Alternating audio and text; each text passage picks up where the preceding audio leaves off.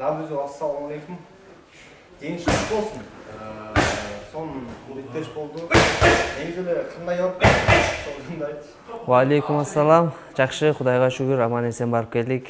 Rising менен біз бұл организация мен менеджеріміз ошо Марат братан өзү келишимге жардам кылды. Бұл Rising менен көп жылдан бери біз почти 1 жыл болуп калды да, ошо Марат братан ошо чукап ошол организация менен келишим алыш үчүн аракет кылып атканда ошол буйруп ошо бир 3-4 ай астын биз келишимге кол койдук. Анан ошентип бойдун датасын белгилеп бойго даярданып аман эсен барып келип буюрса. Демек ошо келишим түзүш үчүн эле 1 жылдай аракет кылып Ооба, ошо көптөн бери айтып атканда, көп башка 1 жыл болуп калды. Ошо Rising менен сүйлөшөбүз, аракет кылып атабыз деп атканда. Японияда сени кандай кабыл алды?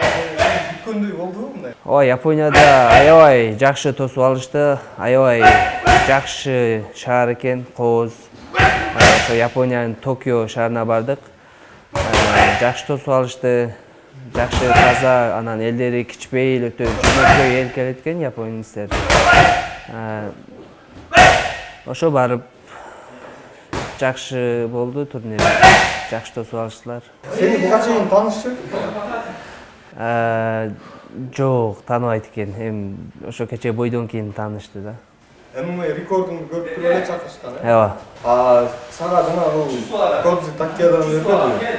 Сен ал апаңдаш жөнүндө буга чейин билдиң беле, негизи анан кандай болду? Ал жөнүндө биз билген жокпуз.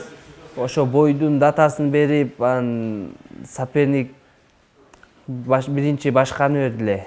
Андан кийин ал отказ болуп кетип, анан ошо Коджи Такеданы берди. Анан биз бул жакта ошо командабыз менен, машыктыруучуларыбыз менен анын бойлорун көрдүк, анын ошибкалары кандай экен, ошонун үстүндө иштеп, жакшы даярданып, барып утуп келдик.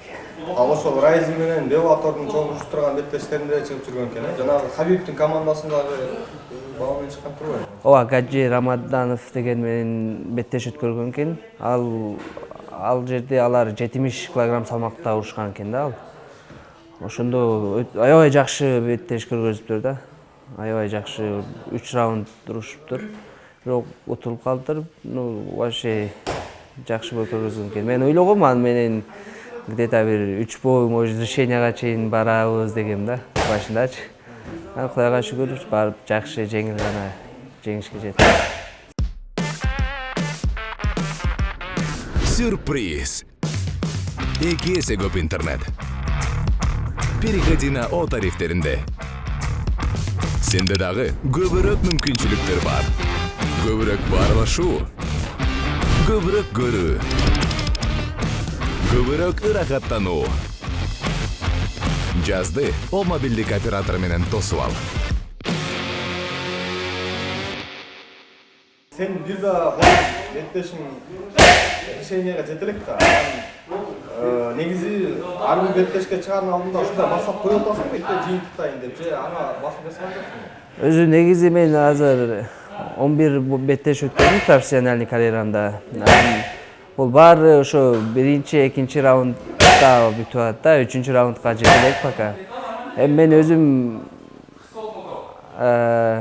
аракет кылам ошо 1-2 раундда бүтүрүшкө да, анан решенияга жеткирбегенге аракет кылам да көбүнчө. Если решенияга жетсе, билбейм кандай болот. Анан Калыстардын колуна бербеш керек.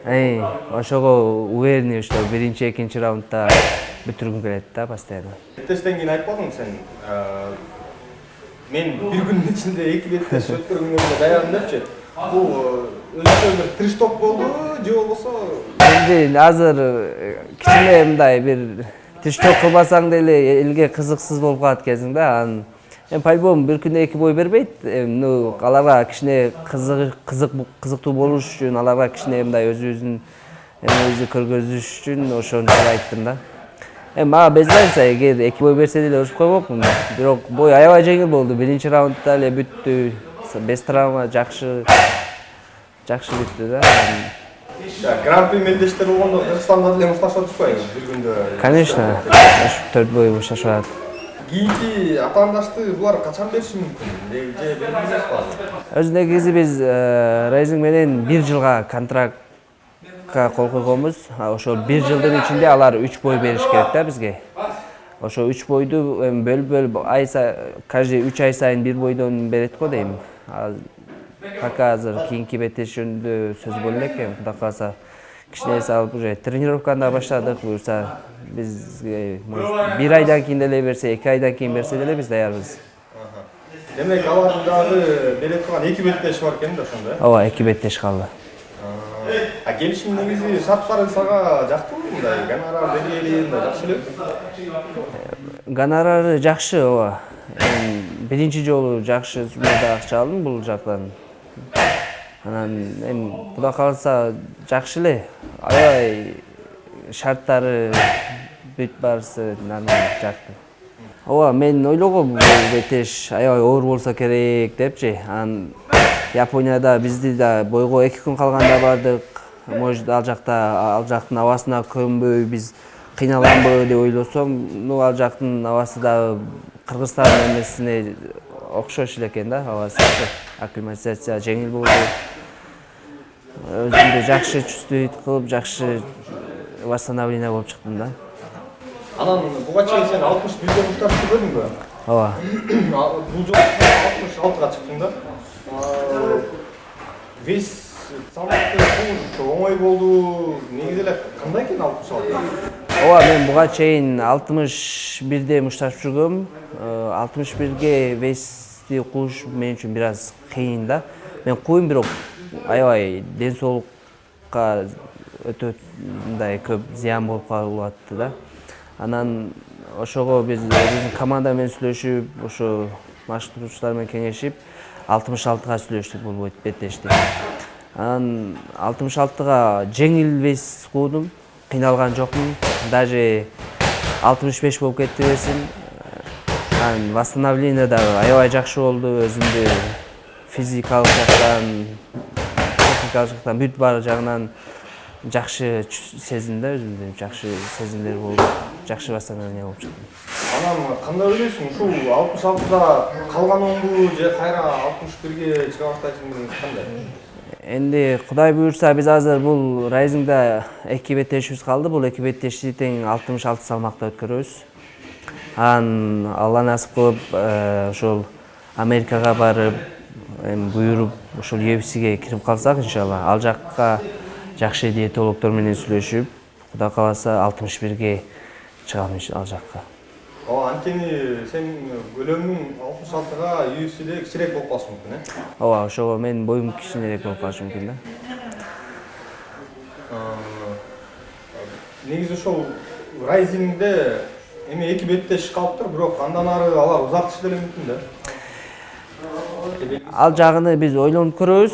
Пока эгер жакшы условия кылып, жакшы гонорар менен жакшы сунуштарды киргизсе, может биз ага ал жакта калып, ал жакта уруша беребиз да, беттеш өткөрөбүз. Анан если алардын условиясы кийин бизге жакпай калса, биз өзүбүз башка жактан бой караштырып, башка жакка аракет кылабыз да. Сен акыркы беттеш өткөргөн убакыттан бери 8 айдай болуп калыптыр да. 8 ай бул чоң паузабы же анчалык деле билинген жокпу? 8 ай мен үчүн чоң эле пауза болуп калды. Аябай көп күттүк. Биз 8 ай бою мен только экимал эртең менен кечинде режим менен тренировканы токтоткон жокмун. Ар дайым эртең менен кечинде тренировка, ошентип бойду күтүп жүрө бердик. Анан Кудай буйруп, ошо Rising менен келишим түзүп, ошол жактан беттеши берип. Негизи ошол UFC'деги дүйнөлүк чоң уюмдарда чоң мушкерлер бир жылда ашып кетсе 2 эле беттеш өткөрүшөт да. Сен азыр оюңа койсо, азыр бир жылда канча беттеш өткөрөсүң? Мага эгер травма албасак, Алла таалам ден соолугубузду таза кылса, иншалла мен каждый 2 ай сайын бир бойдон өткөрүп турсам, мен ошого мем жетет да. Ошого мен даярмын. суусап калганда эле билимде болуш керек эми, акыркы беттештен бери көп өттү да. Андай программа чыкты. Ооба, аябай сагынып калдым да клеткага чыгыштычы. Атмосферасы кандай экен? Атмосферасы аябай чоң экен. Бир чоң залда турнир өттү, аябай чоң экен. Биринчи жолу болду менде андай сезимдер. 10.000ден ашуун киши келди да, япондорчу. 10.000ден ашуун. Анан ачылыш аземи болду. Биринчи бойдон астың баарыбыз байстерди чакырды ошол жерге. Элдер мындай карап, ушунча эл мени карап атабы, ушунча эл карап атат, мен өзүмдү жакшы жагымды көргөзөм, жакшы жагымды көргөзүм керек деп ошол жерден аракет кылып жакшы өзүмдү көргөздүм деп ойлойм. Баягы эси Young Eagles'ке чыгып жүрбөдүң беле? Аяктагы элдерден, публикадан айырмасы болуптур да. Асман менен жердей айырмаланды да. Аябай айырмаланды. Анан кийинки беттештин алдында бир сборлорду өтөйүн деген ой болуп атабы же ага азырынча бир колдоо көрсөткөн эмне жокпу, акча каражат жагынан? Энди азыр ал жагыны пока ойлонуштар элекпиз. Кудай кааласа, эгер бой берилип калса, иншалла сборго барабыз. Мына кечеги беттешиме бул Кыргызстанда эле даярдангам. Өзүбүздүн Абдисаламов Кубанычбек, Адилет Нурматов, Нимат Абдурашидов деген агаларыбыз менен жакшы даярдандык. Энди азыр бул жакта деле жакшы болду. Себеп режимди өзүм жакшы контролдоп, жакшы режим кылдым. Энди бул жерде азыр режим жакшы болсо эле жакшы болот да. Эгер режим жакшы болбосо, жакшы формага келе албайсың да. Анан мисалы чет жакта сборго барсаң, ал жакта режим жакшы болот да. Мисалы чет өлкө, эч кимди тааныбайсың, залга барасың, келесиң, тааныштарың жок. А бул жакта кээде болуп калат, бир досуң чалып калат, же бир тууган-чиң чалып калат. Анан срочно барыш керек болуп калат, барбасаң болбойт. Ошентип бул жакта кичине ошо режимди сактай албайсың да. Алаксытат, Алаксыпчы. Сен ММА жылдызына айланып калбадың мен Кыргызстандачы. Азырынча дүйнөлүк төбөй туралы, бирок Кыргызстанда бар эле таанып калды да, сени UFC'ге келе турган топ мушкерлердин катарына кошуп калышты. Чын эле ошол алаксыткан факторлордон мындай алысыраак болуш үчүн, оолак болуш үчүн мындай кандай аракеттерди көрүп атасың? Мында таарынтып албайын деген деле ой болот да. Эми мен тренировкадан, эртең тренировкадан чыгып, обед кылып, үйгө барып телефонду пайлотко коюп жатып алам да. Ошол жагы анан кечинде кайра пайлоттон чыгарып залга келип, анан чалып түшүндүрүп коем да. Спортсменди түшүнүш керек. Анан ошол беттештен кийин сен чыгып барып тиги Такеданын жана комнатасына кирбедиң бе? Ооба. Англисчеде бир аз сүйлөдүң. Сага жооп бердиң, эмне деди? Ал билбейм, япончо бирдекелерди айтты, мен түшүнбөдүм, чын айтсамчы. Жакшы бой көргөздүк деп койдум. Негизи эми сен грэпплингиң, жердеги, партиядеги иш аракетиң өтө жогорку деңгээлде болуп калды. Анан кол сопкуларын дагы көтөрүш керек деп ойлойсуңбу, же азыр кол деле келип калдыбы? Мен ойлойм азыр стойкам деле жакшы эле, бирок по-любому дагы стойканы коюш керек. Анан улам рекордуң жакшырып баратат, 0-0 бойдон калып атат, эми шүгүр. Бирок ошол сага мындай чоңураак жоопкерчилик берет бекен, сезип атам. Ооба, мага бул аябай чоң жоопкерчилик, себеп ушул 11-ди мен бул жагынан 0-ды 1 кылып албаш үчүн мен каждый бойдон бойго мен көп аракет кылып атам да, көп машыгып, көп өзүм ошибкаларымдын үстүнөн иштеп аракет кылып атабыз да. Кудай кааласа, иншалла 0 бойдон кармаганга аракет кылабыз. Рахмат Ражап. Көрөрмандарга кайрылып койсоң болот. Баары колдоп атышты сени. Ассаламу алейкум, кыргыз элим. Баарыңыздарга чоң рахмат. Баарыңыздар колдоп атасыздар, жакшы комментарийлер жазып атасыздар. Окуп атабыз, көрүп атабыз сиздердин колдооңуздарды прям чувствую. Иншалла ушинтип колдоп, жакшы каалоо тилектерди айтып турсаңыздар, иншалла биз келечекте чоң ареналарга чыгып өзүбүздү жакшы жагыбызды көргөзүүгө аракет кылабыз.